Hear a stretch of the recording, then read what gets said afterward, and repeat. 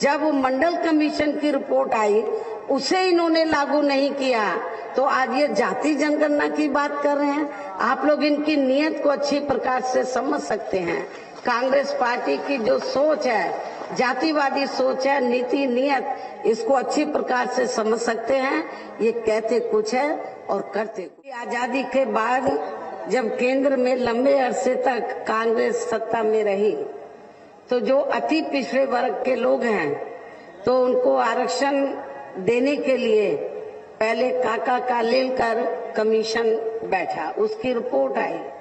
केंद्र की कांग्रेसी सरकार ने उस समय उसको रद्दी की टोकरी में डाल दिया। वर्षों से केंद्र एवं काफी राज्यों में भी बीजेपी व अन्य विरोधी पार्टियों की भी रही सरकारों ने इनका यह आरक्षण का कोटा अभी तक भी पूरा नहीं किया। के प्रति हीन व जातिवादी मानसिकता रखने वाली सभी विरोधी पार्टियों की रही सरकारें प्रभावहीन बनाने में तथा इसे अब धीरे धीरे खत्म करने की भी पूरी कोशिश में लगी हुई है।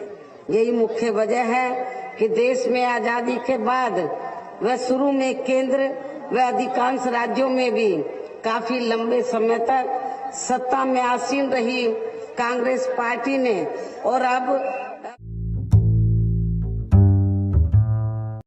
कुछ वर्षों से केंद्र एवं काफी राज्यों में भी बीजेपी व अन्य विरोधी पार्टियों की भी रही सरकारों ने इनका यह आरक्षण का कोटा अभी तक भी पूरा नहीं किया है।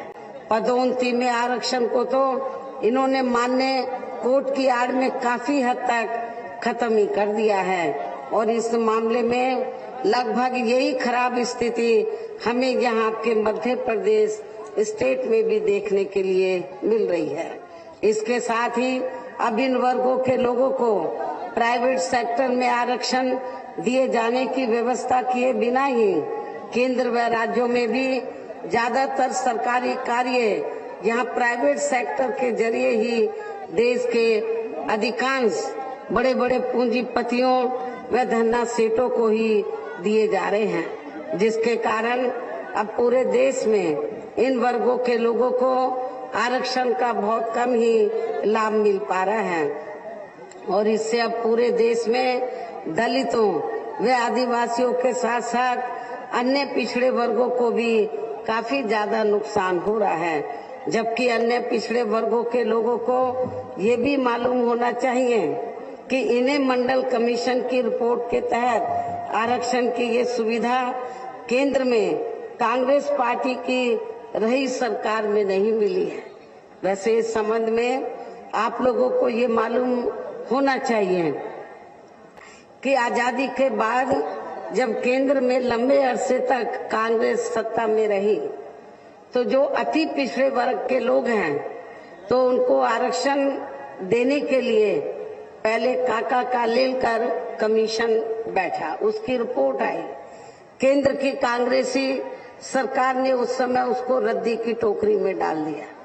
उसके बाद मंडल कमीशन बना। मंडल कमीशन की रिपोर्ट आई तो उसे भी इन्होंने लागू नहीं किया। जो और आज उसी कांग्रेस पार्टी के नेता लोग क्या बात कर रहे हैं कि जातीय जनगणना होनी चाहिए ताकि अति पिछड़ों को और अन्य जातियों को उनका पूरा लाभ मिले। जब मंडल कमीशन की रिपोर्ट आई उसे इन्होंने लागू नहीं किया तो आज ये जाति जनगणना की बात कर रहे हैं। आप लोग इनकी नीयत को अच्छी प्रकार से समझ सकते हैं। कांग्रेस पार्टी की जो सोच है, जातिवादी सोच है, नीति नीयत, इसको अच्छी प्रकार से समझ सकते हैं। ये कहते कुछ है और करते कुछ है। और मैं अति पिछड़े वर्ग के लोगों को ये बताना चाहती हूँ कि इन्हें मंडल कमीशन की रिपोर्ट के तहत आरक्षण की सुविधा केंद्र में कांग्रेस पार्टी की रही सरकार में नहीं मिली है, बल्कि बीएसपी के कड़े संघर्ष एवं अथक प्रयासों से ही केंद्र में रही श्री बीपी सिंह की सरकार में इन्हें ये सुविधा मिली है। बीएसपी को काफी उस समय संघर्ष करना पड़ा, अथक प्रयास करने पड़े, जिसका अब यहाँ जातिवादी विरोधी पार्टियों की सरकारें इन्हें पूरा लाभ नहीं दे पा रही है।